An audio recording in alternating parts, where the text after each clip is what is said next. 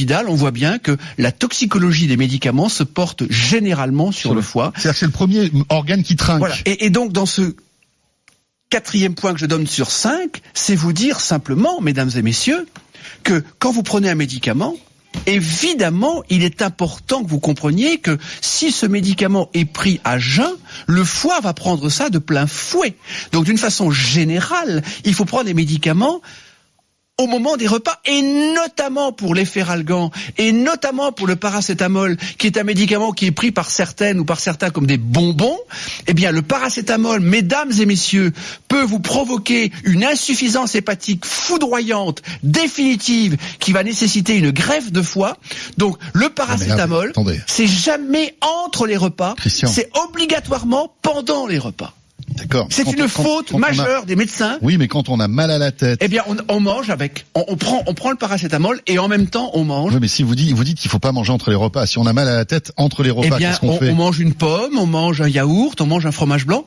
Avec, ça permet d'accompagner et de préserver le foie parce que si vous voulez, je connais des patients. En gros, pas de Doliprane à jeun, quoi. Voilà, jamais, pas de paracétamol entre les repas. Et si vous prenez un paracétamol, l'ibuprofène, même chose. C'est pareil, c'est encore pire. C'est une bombe nucléaire parce que c'est pas le fait de prendre un ibuprofène comme ça dans la vie. C'est quand on prend de l'ibuprofène, il y a des gens qui en prennent, mais vraiment tout le temps. Et ça ne va pas. L'aspirine, c'est mieux ou pas ? L'aspirine, ça a surtout un impact sur l'estomac et ça fait saigner et ça peut donner des gastrites.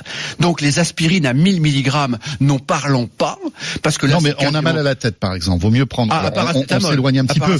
Paracétamol, ibuprofène ou aspirine, absolument. Plutôt paracétamol. Absolument. Alors je résume.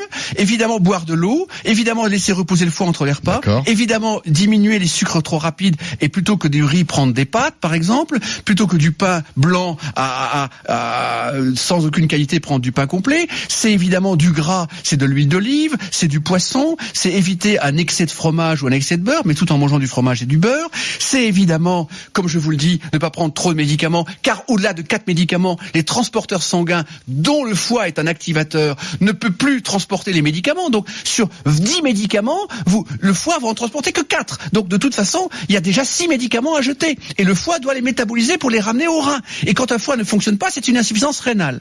Et dernier point majeur, alors là, le 5e point, si vous voulez garder un foie, et je vais résumer le tout si vous le permettez, c'est évidemment un verre d'alcool pendant un repas. Et le foie est un organe qui ne supporte pas l'alcool. C'est-à-dire que ça détruit tous les réseaux structurants de la fonction hépatique. Et évidemment, quand les réseaux L'alcool est l'ennemi du foie. Ah, c'est le premier ennemi du foie.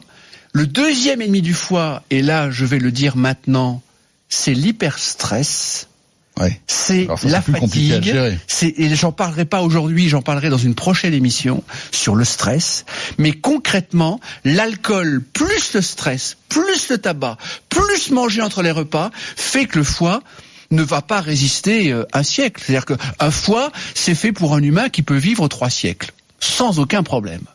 Mais quand un foie est agressé par l'absence d'eau, par le grignotage, par des sucres rapides permanents, par du gras en grande quantité, par concrètement des médicaments et par en plus un excès d'alcool entre les repas particulièrement, le foie ne supporte pas. Attention, quand vous dites un excès d'alcool, un verre d'alcool par repas, même si le sujet d'aujourd'hui n'est pas le sujet un verre de vin quand même. Oui, c'est ce que je dis, c'est-à-dire qu'un verre de vin par repas, ça va. Oui. Mais quand vous êtes à de l'alcool entre les repas, ça ne va pas. Donc je résume le tout. Christian, je résume le tout. Le café. Le café, c'est bien. Le café, c'est bien. Le café, le foie, jusqu'à 4-5 cafés, il n'y a aucun problème. D'accord. 2 thés, aucun problème. Parce qu'on a des auditeurs qui disent le radis noir ne fonctionne pas pour détoxifier le foie. Et d'ailleurs, je dirais que la crise de foie est un concept typiquement français.